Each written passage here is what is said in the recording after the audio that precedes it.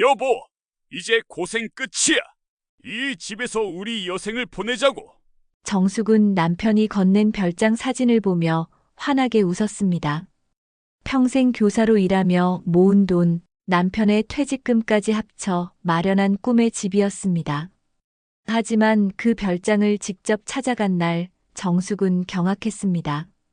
현관 문패에 새겨진 두 개의 이름. 마당에서 청소하던 50대 여자가 밝게 웃으며 말했습니다. 태식 씨한테 사모님 이야기 많이 들었어요. 평생 모은 돈으로 산 집에 낯선 여자의 이름이. 도대체 김미정은 누구인가? 그리고 남편은 왜 아내를 속였을까? 69 할머니의 조용하지만 치열한 복수가 시작됩니다. 여러분의 작은 손길이 저희에게는 큰 힘이 됩니다. 영상을 보시기 전에 무료인 구독과 좋아요 눌러주시면 더 좋은 이야기로 보답드리겠습니다. 감사합니다. 봄 햇살이 창문을 통해 거실 안으로 부드럽게 쏟아져 들어왔습니다. 김정숙은 소파에 앉아 남편 박태식이 건네준 별장 사진을 바라보며 환하게 웃었습니다. 사진 속 집은 아담하면서도 단정했습니다. 흰색 벽에 붉은 기와 지붕, 마당엔 작은 정원까지 갖춰져 있었습니다.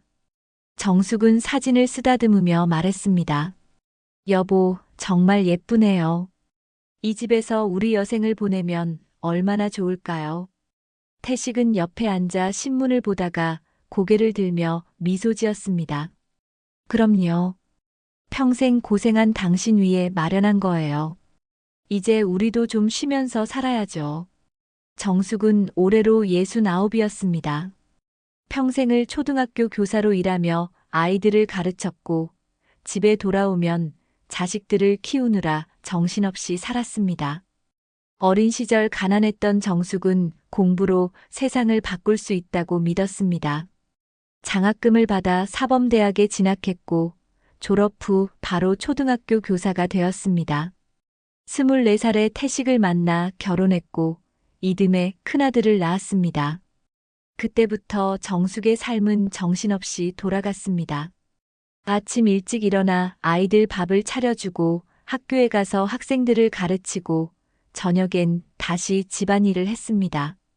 주말엔 시댁 어른들을 찾아뵙고 명절엔 큰 상을 차렸습니다. 큰아들은 지금 서울에서 직장 생활을 하고 있었고 딸은 작년에 좋은 사람 만나 시집을 갔습니다. 이제 정숙과 태식 둘만 남았습니다. 빈 둥지가 되어버린 집은 처음엔 쓸쓸했지만 차츰 적응이 되었습니다. 아침에 늦잠을 자도 괜찮았고 저녁엔 간단히 국수 한 그릇 끓여 먹어도 됐습니다. 두 사람만의 시간이 생겼다는 건 나름대로 축복이었습니다. 정숙은 평생 알뜰하게 돈을 모았습니다.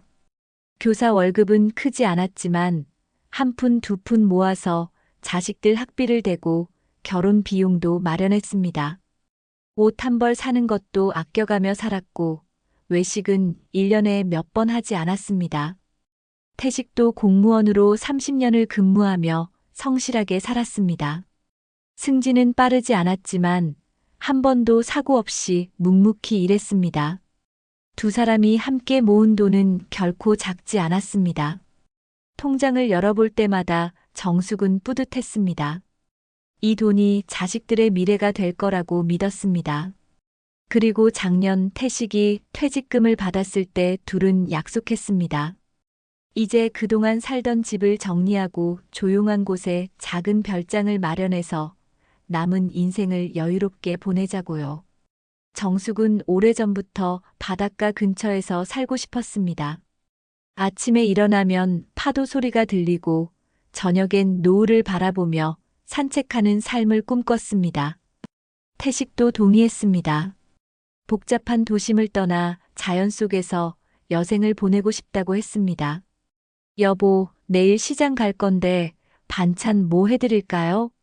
정숙은 부엌으로 걸어가며 물었습니다. 태식은 신문에서 눈을 떼지 않은 채 대답했습니다. 아무거나 괜찮아요. 당신이 해주는 건 다 맛있으니까. 정숙은 웃으며 냉장고 문을 열었습니다. 이런 평범한 일상이 얼마나 소중한지 요즘 들어 더욱 실감했습니다. 젊을 땐 하루하루가 전쟁 같았지만 이제는 모든 게 느리고 평화로웠습니다. 시장에 가서 신선한 재료를 고르고 남편이 좋아하는 음식을 만들고 저녁엔 함께 산책을 나가는 일상. 정숙은 이런 삶을 꿈꿔왔습니다. 평생을 달려온 끝에 드디어 얻은 평화였습니다. 다음 날 아침 정숙은 장바구니를 들고 재래시장으로 향했습니다. 50년 가까이 다닌 시장이라 모든 가게 주인과 얼굴을 익혔습니다. 단골 생선가게 아주머니가 반갑게 인사했습니다. 언니, 오늘 고등어 신선해요. 한 손 가져가세요. 그럼 2마리만 주세요. 남편이 고등어 구이 좋아해서요. 부럽네요, 언니. 남편분이 얼마나 좋으시겠어요. 언니가 해주는 음식은 다 맛있잖아요. 정숙은 웃으며 고개를 저었습니다. 에이 뭐. 이제 당신도 여유 좀 가져야죠. 평생 고생만 했으니까요. 채소 가게에 들러 시금치 1단과 애호박 2개를 샀습니다. 과일 가게에선 딸기 1팩을 샀습니다. 태식이 요즘 딸기를 좋아했습니다.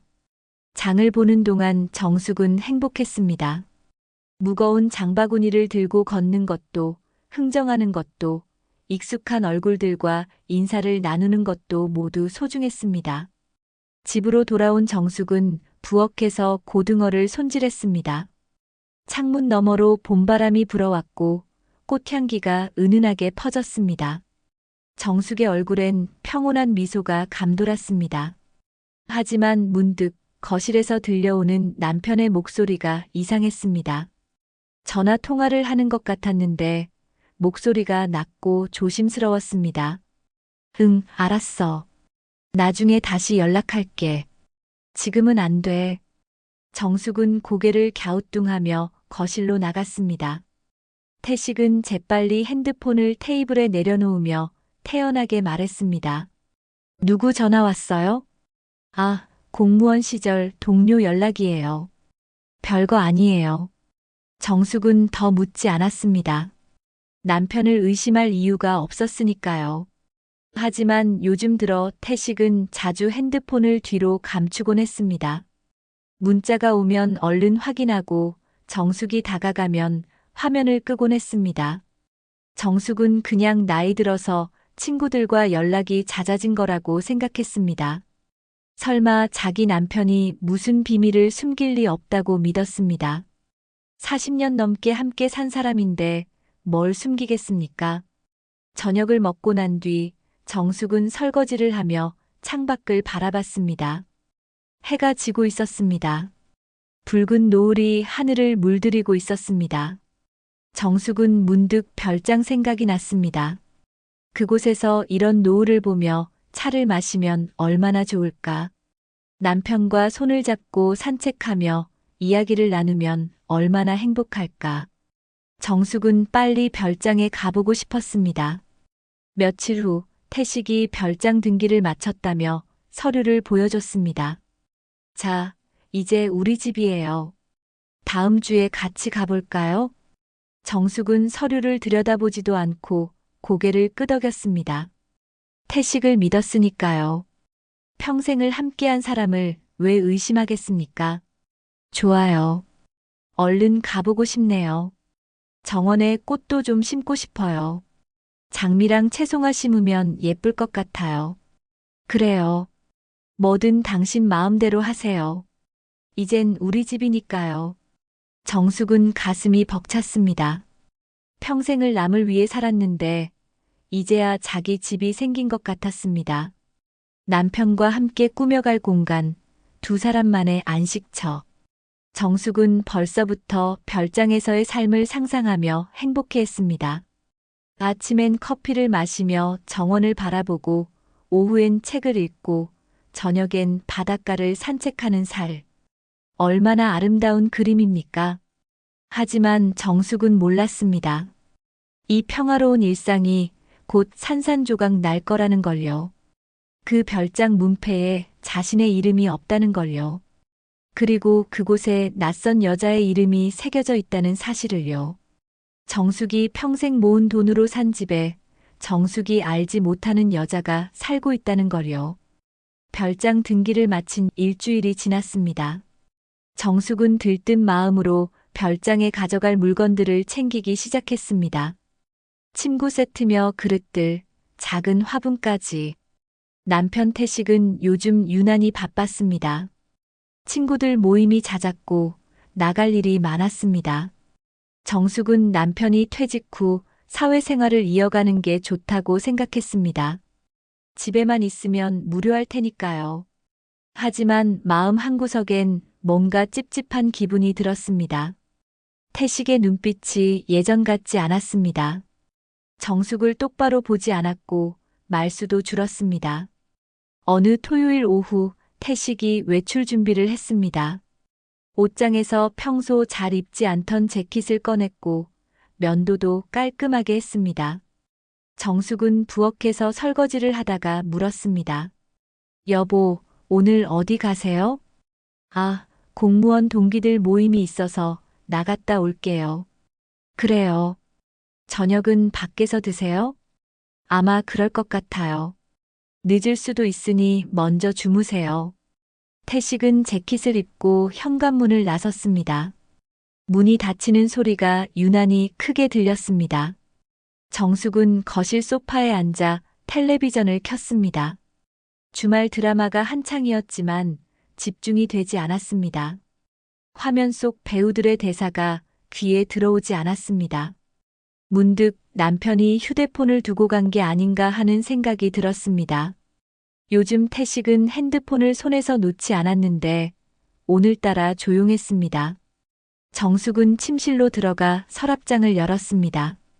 과연 태식의 핸드폰이 충전기에 꽂혀 있었습니다. 정숙은 핸드폰을 집어들었습니다. 남편에게 전화해서 가져다 주려는 생각이었습니다. 하지만 화면을 켜는 순간 정숙의 손이 멈췄습니다. 잠금 화면에 일정 알림이 떠 있었습니다.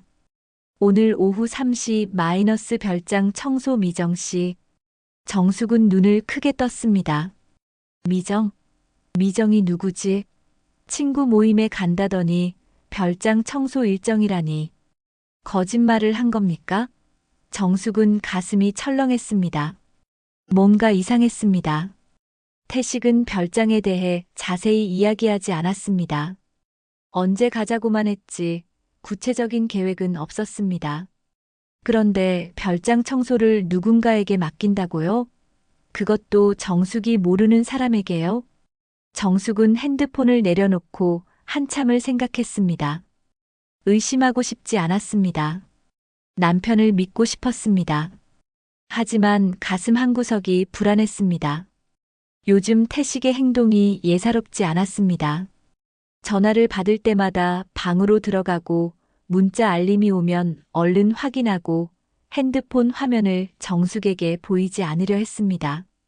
40년 넘게 함께 산 남편인데 왜 이렇게 조심스러워졌을까요? 정숙은 결심했습니다. 직접 가보기로요. 별장 주소는 알고 있었습니다. 태식이 보여준 등기 서류에 적혀 있었으니까요. 정숙은 침실로 들어가 외투를 걸쳤습니다. 거울 앞에 선 자신의 모습이 낯설었습니다.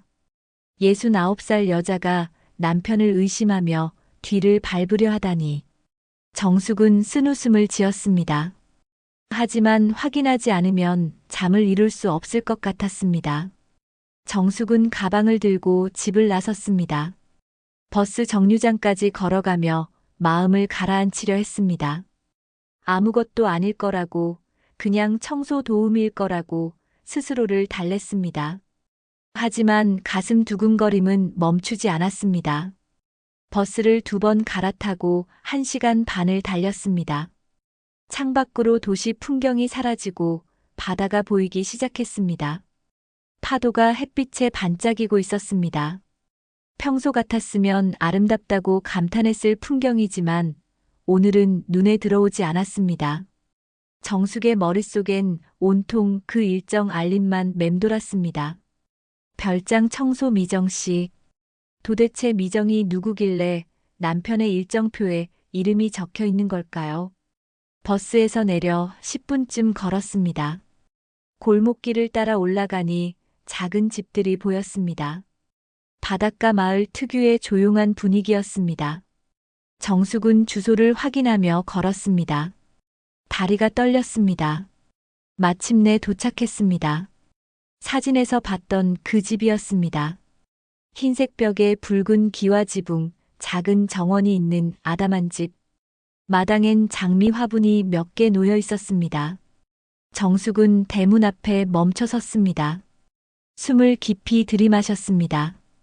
그리고 천천히 다가갔습니다. 현관문이 보였습니다. 정숙의 시선이 문패로 향했습니다. 그 순간 정숙의 세상이 멈췄습니다. 문패엔 2개의 이름이 새겨져 있었습니다. 박태식, 김미정. 정숙은 숨이 멎는 것 같았습니다. 눈을 감았다가 다시 떴습니다. 착각이길 바랐습니다. 하지만 문패는 그대로였습니다. 박태식과 김미정. 2 사람의 이름이 선명하게 새겨져 있었습니다. 김미정? 김미정이 누구지? 왜 남편 이름과 함께 문패에 새겨져 있는 거죠? 정숙의 손이 떨렸습니다. 평생 모은 돈으로 산 집인데 왜 정숙의 이름은 없는 거죠? 왜 낯선 여자의 이름이 남편과 나란히 있는 거죠? 정숙은 문패를 만졌습니다. 차가운 금속 느낌이 손끝에 전해졌습니다. 이게 현실인가 싶었습니다. 꿈이라면 좋겠다고 생각했습니다. 하지만 문패는 분명했습니다. 박태식과 김미정. 마치 부부처럼 2 사람의 이름이 나란히 적혀 있었습니다. 바로 그때 마당에서 소리가 들렸습니다. 빗자루로 바닥을 쓸어내는 소리였습니다. 정숙은 고개를 들었습니다. 마당에서 누군가 청소를 하고 있었습니다. 50대쯤 되어 보이는 여자였습니다. 단발머리에 앞치마를 두르고 있었습니다. 날씬한 체구에 화장기 없는 얼굴이었습니다. 여자는 빗자루로 낙엽을 쓸다가 정숙을 발견했습니다. 잠시 멈칫하더니 빗자루를 세워두고 다가왔습니다. 아, 사모님이세요? 여자는 웃으며 물었습니다. 목소리는 밝았지만 정숙의 귀엔 비수처럼 꽂혔습니다. 사모님? 이 여자가 정숙을 어떻게 아는 거죠? 그리고 왜 이렇게 자연스럽게 인사를 하는 거죠? 정숙은 입술을 떨며 물었습니다. 당신이 김미정 씨입니까? 여자는 고개를 끄덕였습니다. 미소를 지으며 대답했습니다. 네, 맞아요. 태식 씨한테 사모님 이야기 많이 들었어요. 오늘 오신다고 연락받았는데 생각보다 일찍 오셨네요. 집 안정리가 아직 덜 됐는데. 정숙의 머릿속이 하얘졌습니다. 태식 씨? 이 여자가 남편을 이름으로 부른다고요? 사모님이라고 부르면서 동시에 남편을 이름으로 부른다고요? 그리고 정숙이 온다는 걸 알고 있었다고요? 아니, 그보다 더 중요한 건 이 여자의 이름이 왜 문패에 새겨져 있느냐는 거였습니다. 왜 정숙의 이름 대신에요? 정숙의 손에서 가방이 떨어졌습니다. 안에 있던 핸드폰이 바닥에 떨어지며 딸그락 소리를 냈습니다. 김미정은 당황하며 몸을 굽혀 가방을 주었습니다. 사모님 괜찮으세요? 안색이 안 좋으신데요. 혹시 오시는 길에 힘드셨어요? 정숙은 뒤로 물러섰습니다. 숨이 막혔습니다. 눈앞이 흐려졌습니다. 평생을 함께한 남편이 정숙이 모르는 여자와 집을 샀다는 사실이 믿기지 않았습니다. 아니, 믿고 싶지 않았습니다. 정숙은 떨리는 목소리로 물었습니다. 이 집이 당신 이름으로도 되어 있습니까? 김미정은 잠시 망설이다가 대답했습니다. 표정이 조금 어두워졌습니다. 내 공동명의로 되어 있어요. 태식 씨가 그렇게 하자고 해서요. 사모님은 모르셨나요? 정숙의 세상이 무너졌습니다. 다리에 힘이 풀렸습니다. 대문 기둥을 붙잡고 겨우 몸을 가눴습니다. 40년 함께 산 남편이 거짓말을 했습니다.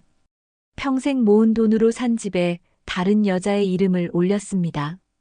정숙의 눈에서 눈물이 흘러내렸습니다. 정숙은 비틀거리며 별장을 떠났습니다. 김미정이 뭔가 말을 걸었지만 귀에 들어오지 않았습니다. 그저 걷고 또 걸었습니다. 버스 정류장에 도착했을 때 정숙은 자신이 어떻게 여기까지 왔는지 기억나지 않았습니다. 버스에 올라 창밖을 바라봤습니다. 바다가 보였습니다. 파도가 부서지고 있었습니다. 아름다운 풍경이었지만 정숙의 눈엔 아무것도 들어오지 않았습니다. 집에 도착했을 때는 해가 지고 있었습니다. 현관문을 열고 들어서니 텅 빈 집이 낯설게 느껴졌습니다. 정숙은 신발도 벗지 않고 침실로 들어갔습니다. 서랍장을 열었습니다. 태식의 서류들이 정리되어 있었습니다. 정숙은 하나씩 꺼내 살펴봤습니다. 통장부터 찾았습니다. 태식 명의의 통장이었습니다.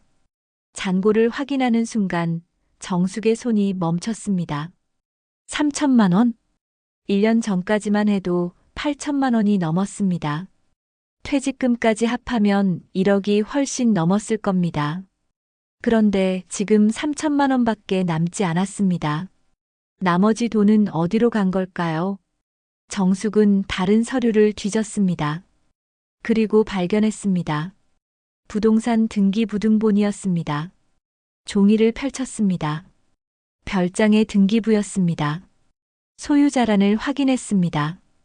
거기엔 분명하게 적혀 있었습니다. 공동 소유자 마이너스 박태식, 김미정. 지분은 반반이었습니다.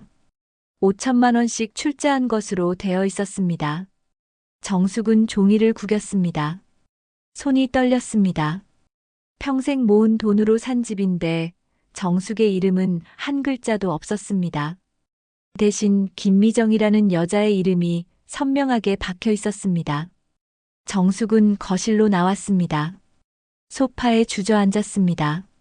머릿속이 복잡했습니다.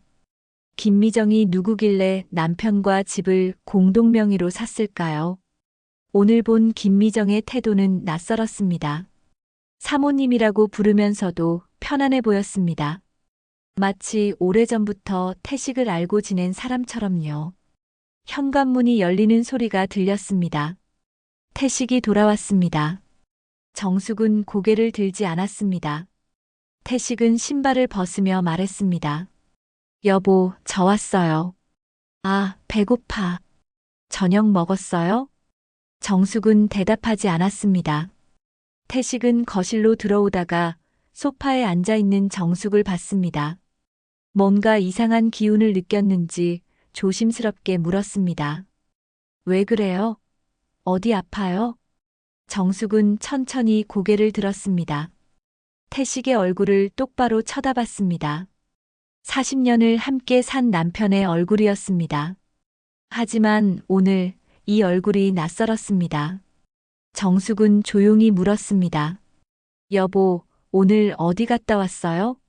태식은 잠시 멈칫했습니다. 그리고 대답했습니다.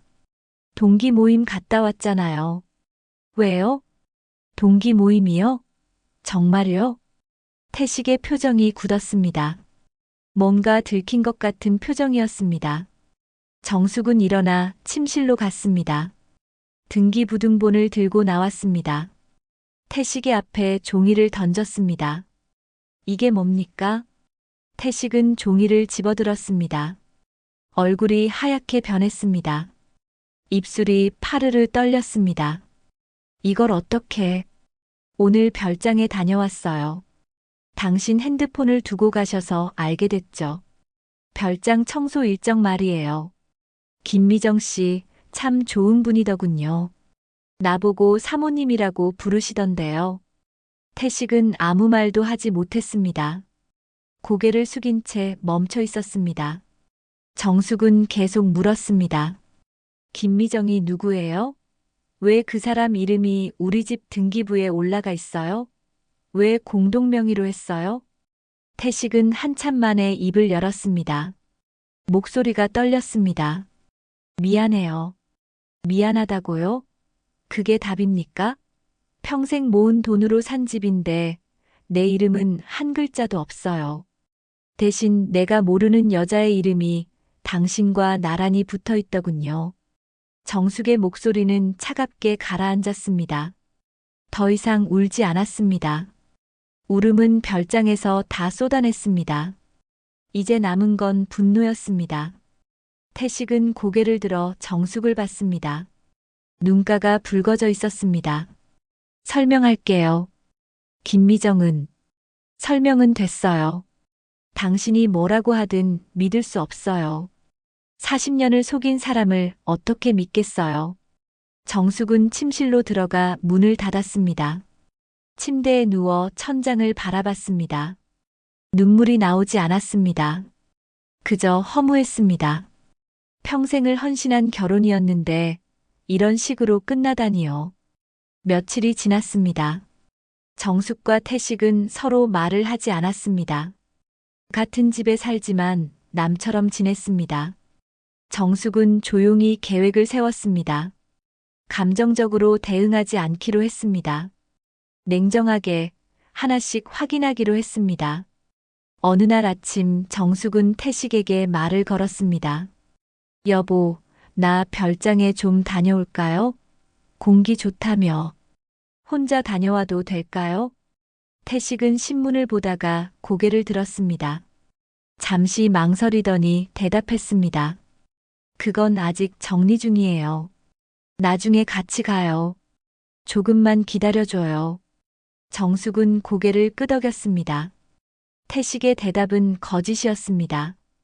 별장은 이미 정리가 끝났습니다. 김미정이 청소까지 마쳤으니까요. 태식은 정숙이 별장에 가는 걸 원하지 않았습니다. 왜 그럴까요? 숨길 게 더 있는 걸까요? 정숙은 속으로 다짐했습니다. 알아내겠다고, 끝까지 파헤치겠다고, 태식이 쌓아온 모든 거짓을 무너뜨리겠다고. 정숙의 눈빛이 차갑게 가라앉았습니다. 정숙은 김미정의 정체를 알아내기로 결심했습니다. 감정에 휩쓸려 소리 지르고 울기보단 차분하게 진실을 파헤치기로 했습니다. 알아야 대응할 수 있으니까요. 정숙은 오랜 친구 은숙에게 전화를 걸었습니다. 은숙은 동네에서 오래 살았고 주변 소식에 밝았습니다. 은숙아, 나 좀 물어볼 게 있어. 응, 말해봐. 무슨 일이야? 김미정이라고 50대 여자인데 혹시 아니? 전화 너머로 잠시 침묵이 흘렀습니다. 은숙이 조심스럽게 물었습니다. 왜 갑자기 그 사람 이름을 물어보는데? 혹시 뭔가 알게 됐어? 정숙의 가슴이 쿵 내려앉았습니다. 은숙의 반응이 심상치 않았습니다. 아는 사람이라는 뜻이었습니다. 그냥 좀 알아보려고. 그 사람이 누군지 알아? 은숙은 한숨을 쉬었습니다. 그리고 말했습니다. 정수가 우리 카페에서 만나자. 전화론 얘기하기 힘들어. 1시간 후 정숙은 동네 카페에서 은숙을 만났습니다. 은숙은 커피를 한 모금 마시고 천천히 입을 열었습니다. 김미정, 내가 알아. 시어머니 돌아가시기 전에 요양보호사로 일했던 사람 아니야? 정숙은 눈을 크게 떴습니다. 요양보호사? 시어머니? 정숙의 머릿속이 빠르게 돌아갔습니다. 10년 전 시어머니가 치매로 쓰러지셨을 때였습니다. 정숙은 학교 일이 있어서 매일 간병할 수 없었습니다. 그래서 요양보호사를 고용했습니다. 태식이 알아서 구했다고 했습니다. 그때 온 사람이 김미정이었단 말입니까? 맞아, 그때 태식이가 요양보호사를 구했었지. 그게 김미정이었어? 은숙은 고개를 끄덕였습니다. 응, 나도 몇 번 봤어. 시어머니 병원 모시고 갈 때 같이 있었잖아. 키 작고 단발머리였던 거 기억나? 정숙은 기억을 더듬었습니다. 어렴풋이 기억났습니다. 조용하고 성실해 보이던 여자였습니다. 시어머니를 잘 돌봤습니다. 정숙은 고마워했습니다. 학교 일과 집안일로 바빴던 정숙에게 김미정은 큰 도움이었습니다. 시어머니도 김미정을 좋아하셨습니다. 아들 태식보다 김미정을 더 찾으셨습니다. 그 사람이 지금도 태식이랑 연락하고 있어? 은숙은 한숨을 쉬었습니다. 그리고 정숙의 손을 잡았습니다. 정숙아, 내가 들은 얘긴데 어머님 돌아가신 후에도 두 사람이 연락을 이어갔대. 처음엔 그냥 안부 정도였다는데 점점 자주 만났다더라. 정숙의 손이 떨렸습니다. 시어머니가 돌아가신 게 8년 전이었습니다.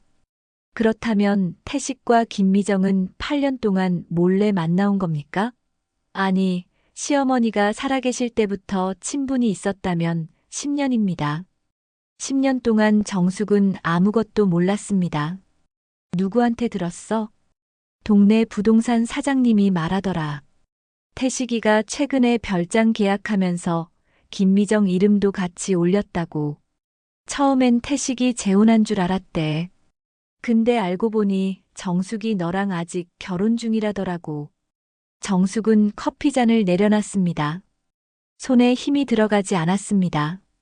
동네 사람들이 다 안다는 말입니까? 남편이 다른 여자와 집을 샀다는 걸요. 정숙만 모르고 있었다는 말입니까? 얼마나 바보 같았을까요? 얼마나 우스웠을까요? 정숙아, 괜찮아? 은숙이 걱정스러운 눈빛으로 물었습니다. 정숙은 고개를 끄덕였습니다. 울고 싶었지만 참았습니다. 괜찮아. 고마워, 얘기해줘서. 집으로 돌아오는 길, 정숙은 천천히 걸었습니다. 머릿속이 복잡했습니다. 10년 전으로 돌아갔습니다. 시어머니가 아프셨을 때 태식은 헌신적으로 어머니를 돌봤습니다. 병원에 자주 갔고 요양보호사와 상담도 자주 했습니다. 정숙은 그런 태식을 대견하게 여겼습니다. 효자라고 생각했습니다. 하지만 지금 생각하니 달랐습니다. 태식은 어머니를 돌본 게 아니라 김미정을 만나러 간 겁니다. 정숙은 집 앞에 멈춰 섰습니다. 현관문을 열고 들어가기가 두려웠습니다. 그 안에 태식이 있었습니다. 10년 동안 거짓말을 한 남자가 있었습니다. 정숙은 숨을 깊이 들이마셨습니다. 그리고 문을 열었습니다. 태식은 거실에서 텔레비전을 보고 있었습니다. 정숙이 들어오자 고개를 들었습니다. 어디 갔다 와요? 친구 만나고 왔어요. 정숙은 부엌으로 갔습니다. 냉장고를 열어 물을 마셨습니다. 차가운 물이 목을 타고 넘어갔습니다. 정숙은 태식을 돌아봤습니다. 거실에 앉아 있는 남편의 뒷모습이 보였습니다. 73의 노인이었습니다. 머리는 희끗희끗했고 허리는 굽었습니다. 하지만 정숙의 눈엔 낯선 사람으로 보였습니다. 정숙은 침실로 들어갔습니다. 서랍을 열어 결혼 사진을 꺼냈습니다. 젊은 시절의 정숙과 태식이 웃고 있었습니다. 정숙은 사진을 쓰다듬었습니다. 그때는 행복했습니다. 사랑했습니다. 하지만 이제 그 사랑은 어디로 갔을까요? 태식은 언제부터 정숙을 사랑하지 않게 됐을까요? 정숙은 사진을 서랍에 넣었습니다. 그리고 속으로 다짐했습니다. 좋아. 김미정이 누군지 알았어. 10년 동안 내 남편과 관계를 이어온 여자였구나. 시어머니를 돌본다는 핑계로 우리 집에 들어왔고 어머니가 돌아가신 후에도 태식이를 놓지 않았어. 이제 내 차례야. 천천히 무너뜨려 줄게. 당신들이 쌓은 거 다 무너뜨려 줄게. 정숙의 눈빛이 차갑게 빛났습니다. 더 이상 슬퍼하지 않기로 했습니다. 분노도 참기로 했습니다. 대신 냉정하게, 계획적으로 움직이기로 했습니다. 태식과 김미정이 쌓아온 관계를, 그 별장을 모든 것을 무너뜨릴 겁니다. 정숙은 변호사를 찾아가기로 결심했습니다. 정숙은 다음 날 아침 일찍 법률사무소를 찾아갔습니다. 동네에서 소문난 이혼 전문 변호사였습니다. 50대 중반의 여자 변호사가 정숙을 맞이했습니다. 어서 오세요. 전화로 말씀하신 분이시죠? 네, 맞습니다. 정숙은 가방에서 서류들을 꺼냈습니다. 별장 등기부등본, 통장 내역서, 태식과 김미정의 관계를 증명할 수 있는 메모들이었습니다. 변호사는 꼼꼼히 서류를 살펴봤습니다. 한참을 보더니 고개를 들었습니다. 부인께서 평생 모으신 돈이 이 별장 구입에 들어갔다는 증거가 있으신가요? 제 통장에서 5천만 원이 빠져나갔습니다. 남편 계좌로 이체됐고요. 그 돈으로 별장을 샀습니다. 변호사는 고개를 끄덕였습니다. 좋습니다. 이 경우 부인께서 재산 분할 청구를 하실 수 있어요. 공동명의로 되어 있긴 하지만 부인의 돈이 들어갔다는 증거가 있으니 충분히 권리를 주장할 수 있습니다. 정숙은 가슴이 조금 놓였습니다. 적어도 법적으로 싸울 수 있다는 말이었습니다. 어떻게 하면 될까요? 먼저 남편분과 김미정 씨에게 내용 증명을 보내겠습니다. 재산 분할을 요구하고 협의가 안 되면 법적 절차를 밟을 겁니다. 준비하시면 됩니다. 정숙은 변호사와 계약서를 작성했습니다. 수임료를 지불하고 사무실을 나왔습니다. 밖으로 나오니 햇살이 따가웠습니다. 정숙은 고개를 들어 하늘을 바라봤습니다. 이제 돌아갈 수 없는 강을 건넌 것 같았습니다. 일주일 후 내용 증명이 발송됐습니다. 정숙은 집에서 조용히 기다렸습니다. 태식은 여전히 정숙을 피했습니다. 말을 걸지 않았고 눈도 마주치지 않았습니다. 죄책감 때문인지 아니면 화가 났는지 알 수 없었습니다. 정숙도 먼저 말을 걸지 않았습니다. 이미 할 말은 다 했으니까요. 어느 날 저녁 정숙은 결심했습니다. 별장에 직접 가기로요. 태식과 김미정이 함께 있을 시간을 노렸습니다. 태식은 요즘 주말마다 나갔습니다. 친구 모임이라고 했지만 정숙은 알고 있었습니다. 별장에 간다는 것을요. 김미정을 만나러 간다는 것을요. 토요일 오후 정숙은 택시를 탔습니다. 별장까지는 1시간이 걸렸습니다. 차창 밖으로 바다가 보였습니다. 석양이 지고 있었습니다. 붉은 노을이 바다를 물들이고 있었습니다. 아름다운 풍경이었지만 정숙의 마음은 차가웠습니다. 별장에 도착했습니다. 대문은 열려 있었습니다. 마당에 태식의 차가 서 있었습니다. 정숙은 천천히 걸어 들어갔습니다. 현관문 앞에 섰습니다. 안에서 소리가 들렸습니다. 태식의 웃음소리였습니다. 오랜만에 듣는 남편의 웃음이었습니다. 정숙과 함께 있을 땐 한 번도 웃지 않았는데 김미정과 있을 땐 웃고 있었습니다. 정숙은 문을 두드렸습니다. 안에서 소리가 멎었습니다. 발소리가 들렸습니다. 문이 열렸습니다. 태식이 서 있었습니다. 정숙을 보는 순간 태식의 얼굴이 하얗게 변했습니다. 당신이 여길 어떻게? 정숙은 미소 지었습니다. 차갑고 냉정한 미소였습니다. 왜요? 내가 오면 안 되나요? 이 집, 내 돈으로 산 거예요. 당신 퇴직금만으론 택도 없었잖아요. 태식은 말을 잇지 못했습니다. 입만 벙긋거렸습니다. 정숙은 태식을 밀치고 집 안으로 들어갔습니다. 거실에 김미정이 서 있었습니다. 앞치마를 두르고 있었고 손엔 국자를 들고 있었습니다. 저녁을 준비하던 중이었나 봅니다. 김미정은 정숙을 보며 당황했습니다. 사모님. 정숙은 거실을 둘러봤습니다. 깔끔하게 정돈되어 있었습니다. 소파 위엔 쿠션이 놓여 있었고 벽엔 액자가 걸려 있었습니다. 마치 오래전부터 누군가 살고 있던 집처럼 보였습니다. 정숙의 가슴이 무너졌습니다. 이곳은 정숙의 집이 아니었습니다. 김미정의 집이었습니다. 정숙은 가방에서 서류를 꺼냈습니다. 등기부등본 사본이었습니다. 태식 앞에 던졌습니다. 공동명예. 좋아요. 그럼 절반은 내 거예요. 변호사한테 이미 다 넘겼어요. 재산 분할 청구했습니다. 태식은 서류를 집어들었습니다. 손이 떨렸습니다. 당신이 변호사를? 당연하죠. 평생 모은 돈을 다른 여자한테 갖다 바친 남편을 가만히 둘 줄 알았어요? 김미정이 조심스럽게 다가왔습니다.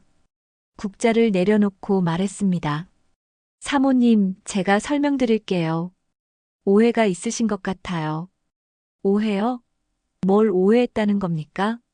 당신이 10년 동안 내 남편과 만나온 거, 우리 시어머니 돌본다는 핑계로 우리 집에 들어온 거, 어머니 돌아가신 후에도 태식이를 놓지 않은 거, 뭘 오해했어요? 김미정의 얼굴이 창백해졌습니다.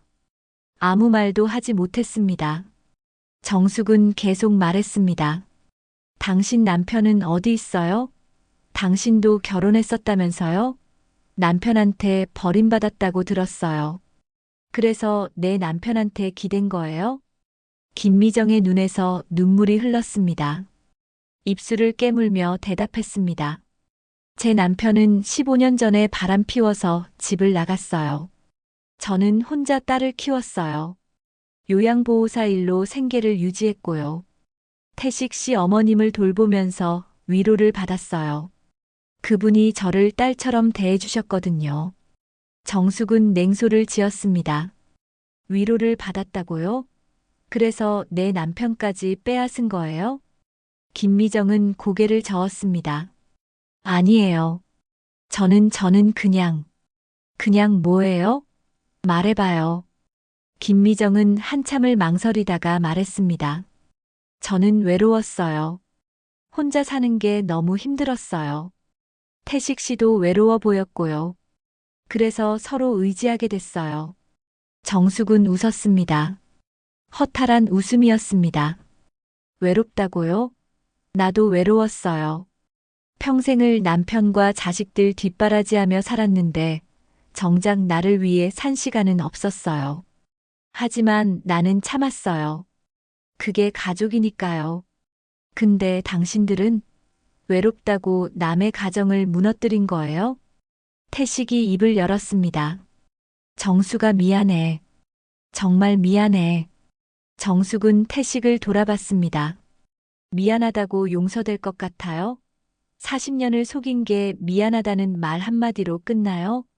정숙은 더 이상 할 말이 없었습니다. 돌아서 현관으로 향했습니다. 뒤에서 김미정의 목소리가 들렸습니다. 사모님이 이길 거예요. 저는 알아요. 당신이 이길 거예요. 정숙은 멈추지 않았습니다. 문을 열고 밖으로 나왔습니다. 차가운 바람이 얼굴을 때렸습니다. 정숙은 별장을 뒤로하고 걸었습니다. 뒤돌아보지 않았습니다. 별장을 나온 정숙은 택시를 타고 집으로 돌아왔습니다. 집에 들어서니 텅 비어 있었습니다. 태식은 아직 돌아오지 않았습니다. 정숙은 소파에 앉아 창밖을 바라봤습니다. 밤이 깊어가고 있었습니다. 달이 떠 있었습니다. 밝고 둥근 보름달이었습니다.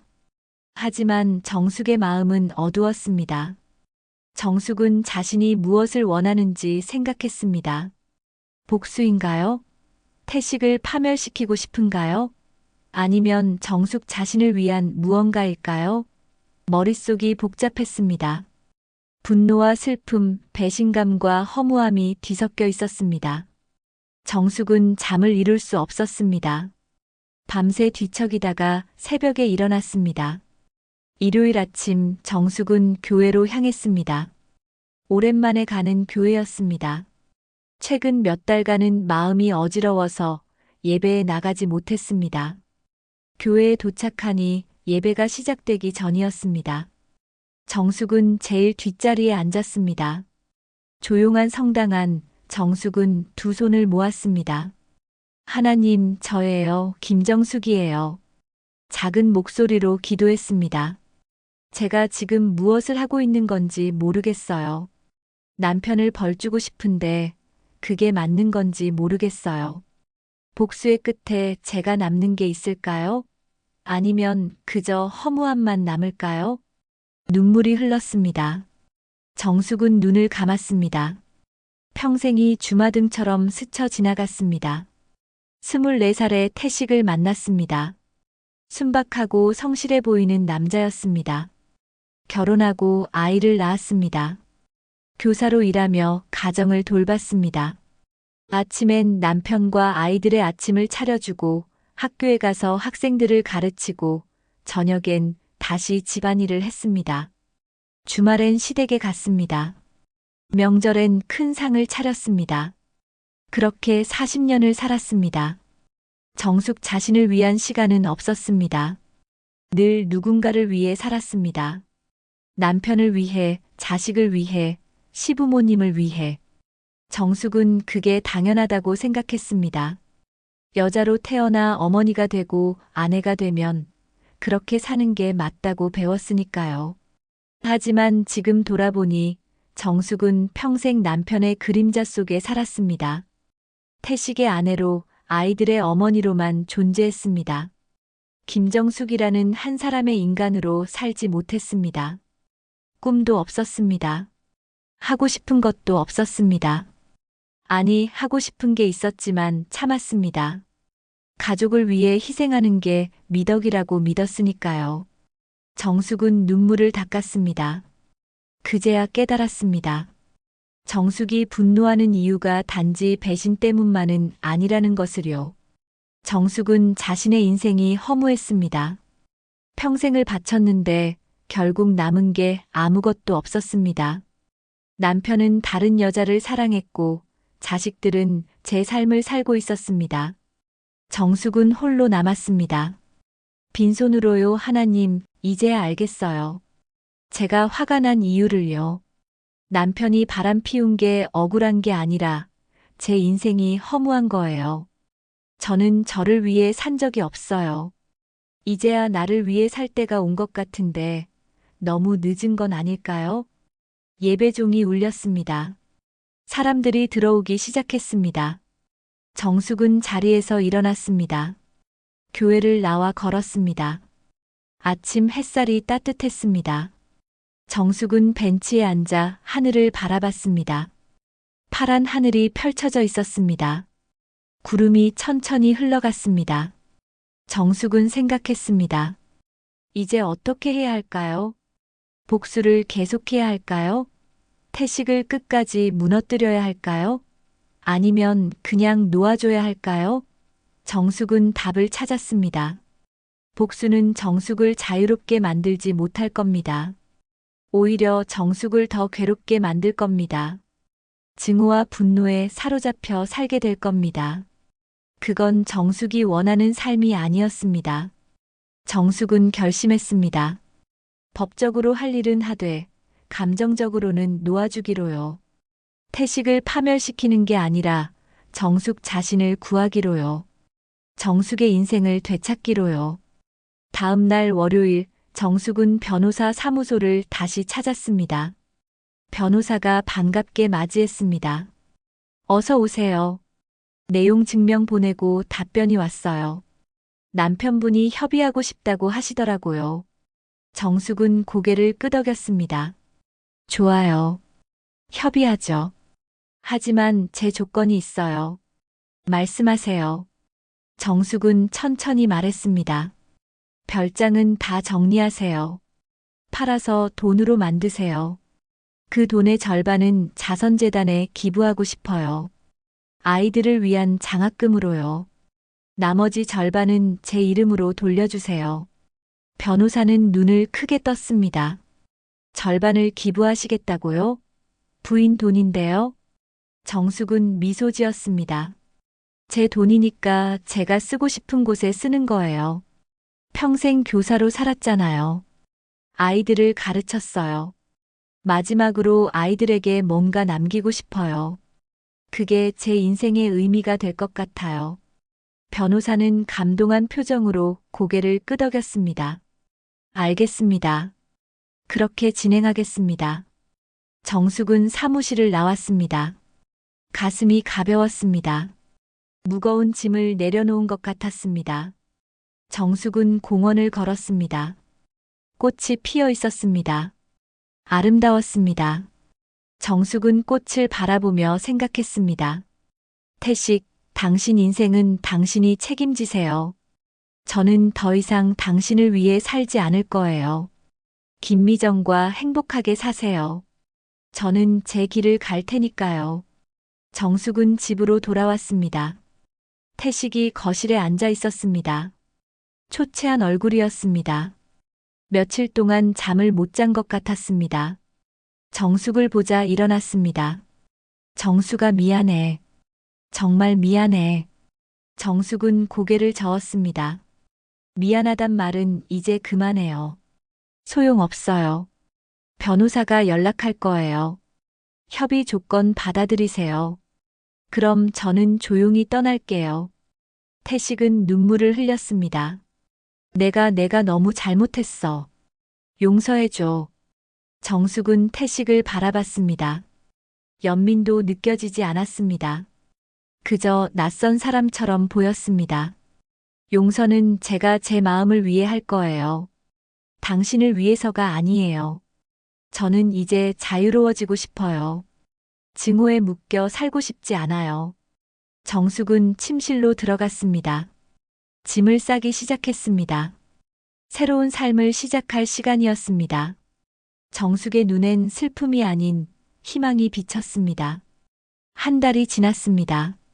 협의는 결렬됐습니다. 태식은 재산을 나누는데 동의했지만 김미정이 반대했습니다. 김미정은 자신의 지분을 포기할 수 없다고 주장했습니다. 결국 법정으로 가게 됐습니다.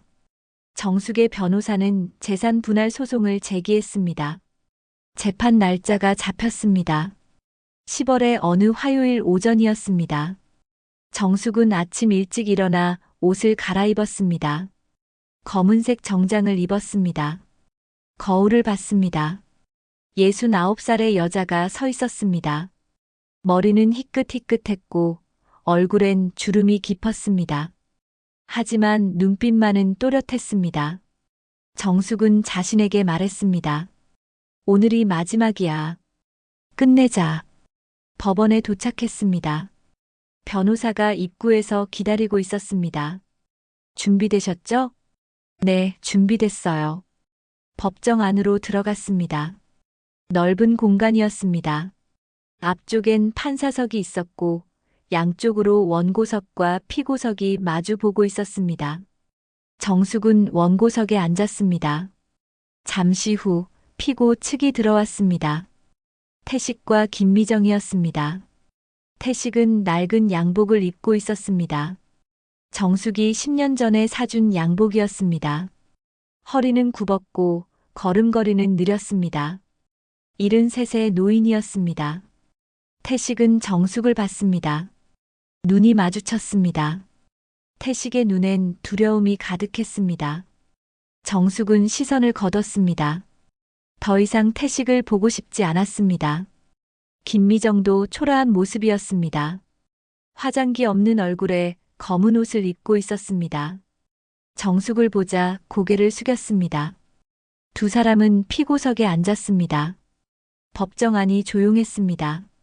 숨소리만 들렸습니다. 판사가 들어왔습니다. 50대 중반의 여자 판사였습니다. 자리에 앉아 서류를 펼쳤습니다. 그리고 재판을 시작했습니다. 재산 분할 청구 사건을 시작하겠습니다. 원고 측 입장을 밝혀주세요. 정숙의 변호사가 일어났습니다. 서류를 들고 또박또박 말했습니다. 원고 김정숙은 40년간 피고 박태식과 혼인 관계를 유지했습니다. 그 기간 동안 원고는 교사로 근무하며 가게에 기여했고 평생 모은 돈 5천만 원을 피고의 계좌로 이체했습니다. 해당 금액은 별장 구입에 사용됐으나 원고의 이름은 등기부에 올라가지 않았습니다. 대신 피고와 피고 측 관계자 김미정의 이름이 공동명의로 등재됐습니다. 이는 명백한 재산권 침해이며 원고는 정당한 지분을 요구합니다. 판사는 고개를 끄덕이며 피고 측을 받습니다. 피고 측 답변하세요. 태식의 변호사가 일어났습니다. 젊은 남자 변호사였습니다. 피고 박태식은 원고와의 혼인 관계를 인정합니다. 하지만 별장 구입 시 원고의 동의를 받았다고 주장합니다. 공동명의는 김미정 씨가 관리를 담당하기로 약속했기 때문이며 불법적인 의도는 없었습니다. 정숙은 헛웃음을 지었습니다. 동의를 받았다고요? 정숙은 별장에 김미정의 이름이 올라간 줄도 몰랐습니다. 거짓말이었습니다. 정숙의 변호사가 반박했습니다. 원고는 공동명의 사실을 전혀 알지 못했습니다. 증거로 제출한 문자 메시지와 통화 기록을 보시면 원고가 별장 방문을 시도할 때마다 피고가 회피했던 정황이 드러납니다. 이는 원고에게 사실을 숨기려 했다는 명백한 증거입니다. 판사는 서류를 꼼꼼히 살폈습니다. 한참을 보더니 입을 열었습니다. 피고 박태식 씨 직접 답변해 주시겠습니까? 원고가 공동명의 사실을 알고 있었습니까? 태식은 천천히 일어났습니다. 온몸이 떨리고 있었습니다. 입술을 달싹이다가 작은 목소리로 말했습니다. 몰랐습니다. 다시 한번 말씀해 주세요. 원고는 몰랐습니다. 제가 숨겼습니다. 법정 안이 술렁였습니다. 태식은 고개를 숙였습니다. 정숙은 태식을 바라봤습니다. 초라한 모습이었습니다. 저 사람과 40년을 살았다는 게 믿기지 않았습니다. 정숙은 판사에게 말할 기회를 요청했습니다. 판사가 고개를 끄덕였습니다. 정숙은 자리에서 일어났습니다. 판사님, 제가 한 말씀 드려도 될까요? 말씀하세요. 정숙은 태식을 똑바로 쳐다봤습니다. 그리고 말했습니다. 평생 당신을 믿었어요. 24살에 만나 70이 될 때까지 단 한 번도 의심한 적 없었어요. 당신이 늦게 들어와도 핸드폰을 숨겨도 그냥 넘어갔어요. 믿었으니까요. 그런데 당신은 제 헌신을 팔았어요. 평생 모은 돈을 다른 여자한테 갖다 바쳤죠. 태식은 고개를 들지 못했습니다. 어깨가 떨렸습니다. 정숙은 계속 말했습니다. 전 당신을 파멸시키고 싶지 않아요. 그저 제 몫을 찾고 싶을 뿐이에요. 평생을 당신 그림자 속에서 살았어요. 이제라도 제 이름으로 된 뭔가를 갖고 싶어요. 그게 나쁜 건가요? 법정 안이 조용했습니다. 판사도 방청객도 모두 정숙의 말에 귀 기울였습니다. 태식은 떨리는 목소리로 말했습니다. 미안하네, 정말 미안해. 늙어서야 멍청한 짓을 했어. 용서해줘. 정숙은 고개를 저었습니다. 용서는 하겠어요. 제 마음을 위해서요. 하지만 당신과의 관계는 끝이에요. 더 이상 당신의 아내로 살고 싶지 않아요. 정숙은 자리에 앉았습니다. 가슴이 후련했습니다.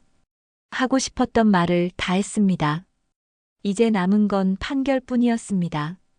판사는 잠시 생각하더니 판결문을 읽기 시작했습니다. 본 법원은 다음과 같이 판결합니다. 원고 김정숙이 제출한 증거 자료를 검토한 결과 원고의 재산이 별장 구입에 사용됐음이 명백합니다. 피고 박태식은 원고의 동의 없이 제3자 김미정과 공동명의를 진행했으며 이는 원고의 재산권을 침해한 행위로 판단됩니다. 따라서 해당 부동산의 지분 중 절반은 원고 김정숙에게 귀속됩니다. 피고는 이에 따른 재산 분할 의무를 이행해야 합니다. 판사가 망치를 두드렸습니다. 툭. 재판이 끝났습니다. 정숙은 자리에서 일어났습니다. 판사에게 고개를 숙였습니다. 그리고 법정을 나섰습니다. 뒤에서 태식이 부르는 소리가 들렸습니다. 정숙아. 정숙은 돌아보지 않았습니다. 앞만 보고 걸었습니다. 법원 밖으로 나오니 햇살이 눈부셨습니다. 정숙은 하늘을 올려다봤습니다. 맑은 하늘이었습니다. 정숙은 웃었습니다. 이긴 게 아니었습니다. 벗어난 겁니다. 40년의 굴레에서, 남편의 그림자에서, 헌신이란 이름의 감옥에서 벗어난 겁니다. 정숙은 자유로웠습니다. 판결이 나고 석 달이 지났습니다. 별장은 매각 절차를 밟았고 돈은 정숙의 약속대로 나뉘었습니다. 절반은 장학재단에 기부됐습니다. 정숙의 이름으로 만들어진 장학금이었습니다. 매년 가정 형편이 어려운 초등학생 10명에게 학비를 지원하기로 했습니다. 정숙은 기부금 전달식에 참석했습니다. 아이들의 밝은 얼굴을 보며 정숙은 눈물을 흘렸습니다. 평생 교사로 살았던 정숙에게 이것이 마지막 선물이었습니다. 나머지 절반의 돈으로 정숙은 작은 집을 샀습니다. 바닷가 근처였습니다. 오래전부터 꿈꿔왔던 곳이었습니다. 아담한 집이었습니다. 방 2개의 작은 마당이 딸린 단층 집이었습니다. 정숙은 혼자 살기에 충분하다고 생각했습니다. 이사날 정숙은 짐을 싸며 40년의 세월을 정리했습니다. 앨범 속 사진들을 봤습니다. 젊은 시절의 정숙과 태식이 웃고 있었습니다. 아이들이 태어났을 때의 사진도 있었습니다. 행복했던 시절의 기억이었습니다. 정숙은 사진들을 상자에 담았습니다. 버리지 않았습니다. 좋았던 기억까지 지울 순 없었으니까요. 다만 이제는 뒤돌아보지 않기로 했습니다. 앞만 보고 걸어가기로 했습니다. 태식과는 이혼 절차를 밟았습니다. 협의 이혼이었습니다. 태식은 모든 조건을 받아들였습니다. 법원에서 마지막으로 만났을 때 태식은 정숙에게 말했습니다. 행복하게 살아요. 정숙은 고개를 끄덕였습니다. 당신도요. 그게 마지막이었습니다. 더 이상 할 말은 없었습니다. 40년의 인연이 그렇게 끝났습니다. 슬프지 않았습니다. 오히려 홀가분했습니다. 무거운 짐을 내려놓은 것처럼요. 새 집으로 이사한 날은 겨울의 시작이었습니다. 찬바람이 불었지만 햇살은 따뜻했습니다. 정숙은 짐을 풀며 집을 정리했습니다. 거실엔 소파를 놓았고 벽엔 그림을 걸었습니다. 바다 풍경이 그려진 그림이었습니다. 침실엔 작은 책상을 놓았습니다. 책을 읽고 일기를 쓸 공간이었습니다. 며칠 후 정숙은 문패를 달았습니다. 철물점에서 주문한 문패였습니다. 작고 소박한 문패였지만 정숙에겐 세상에서 가장 소중한 물건이었습니다. 문패엔 이렇게 적혀 있었습니다. 김정숙의 집. 정숙은 문패를 어루만졌습니다. 평생을 기다렸던 순간이었습니다. 누군가의 아내도 아니고 누군가의 어머니도 아닌 오직 김정숙이라는 이름으로 된 공간이었습니다. 정숙의 눈에 눈물이 맺혔습니다. 기쁨의 눈물이었습니다. 이제야 진짜 내 이름으로 된 집이네. 정숙은 혼자 중얼거렸습니다. 가슴이 벅찼습니다. 69살에 얻은 첫 번째 집이었습니다. 늦었지만 그래도 왔습니다. 정숙의 시간이 왔습니다. 정숙은 마당으로 나갔습니다. 작은 정원이 있었습니다. 정숙은 며칠 전에 산 화분들을 놓았습니다. 장미와 채송화, 국화와 제라늄, 알록달록한 꽃들이었습니다. 정숙은 꽃에 물을 주며 생각했습니다. 내년 봄엔 더 많은 꽃을 심어야겠다고요. 정원을 가꾸며 살고 싶었습니다.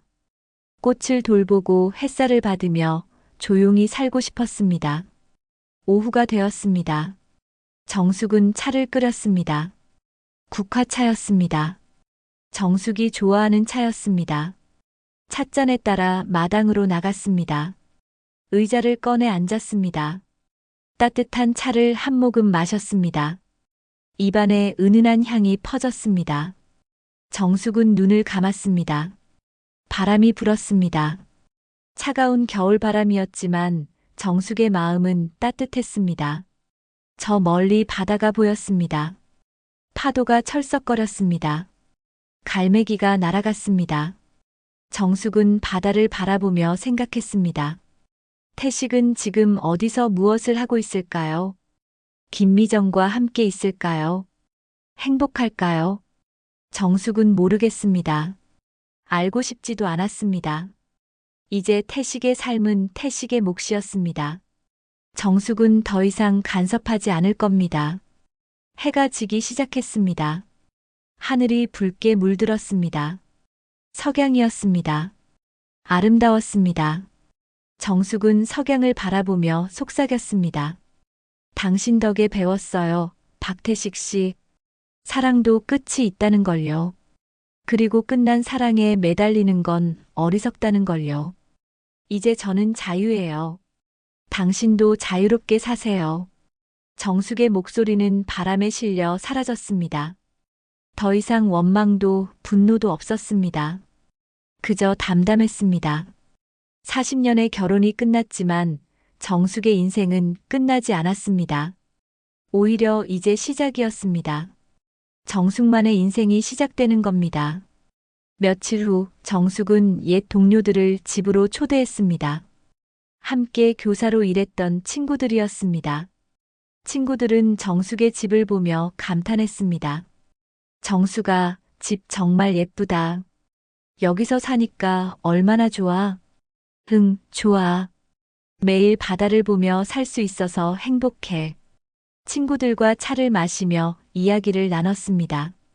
옛날 얘기도 하고 앞으로의 계획도 나눴습니다. 정숙은 말했습니다.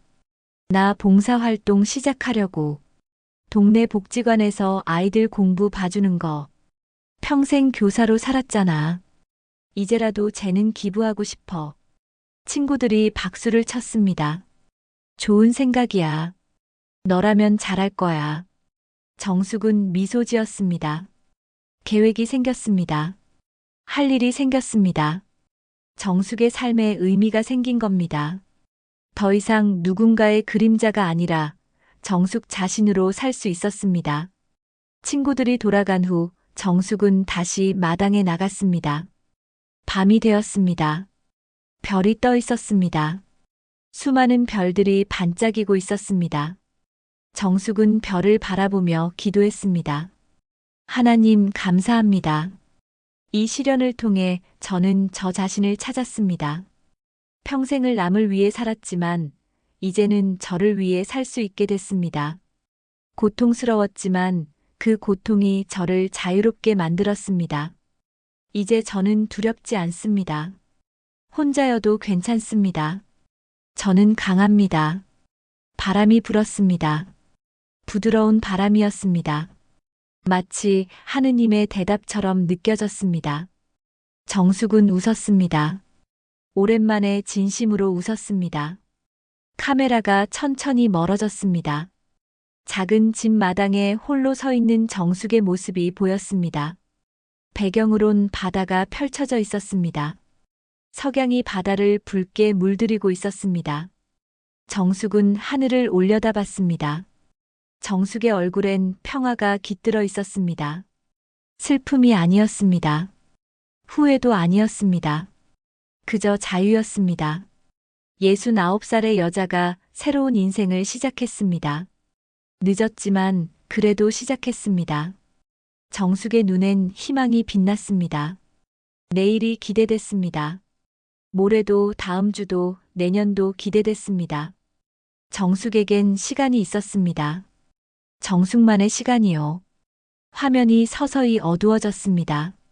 하지만 정숙의 집 창문에선 여전히 불빛이 새어나왔습니다. 따뜻한 불빛이었습니다. 생명의 불빛이었습니다. 정숙은 살아있었습니다.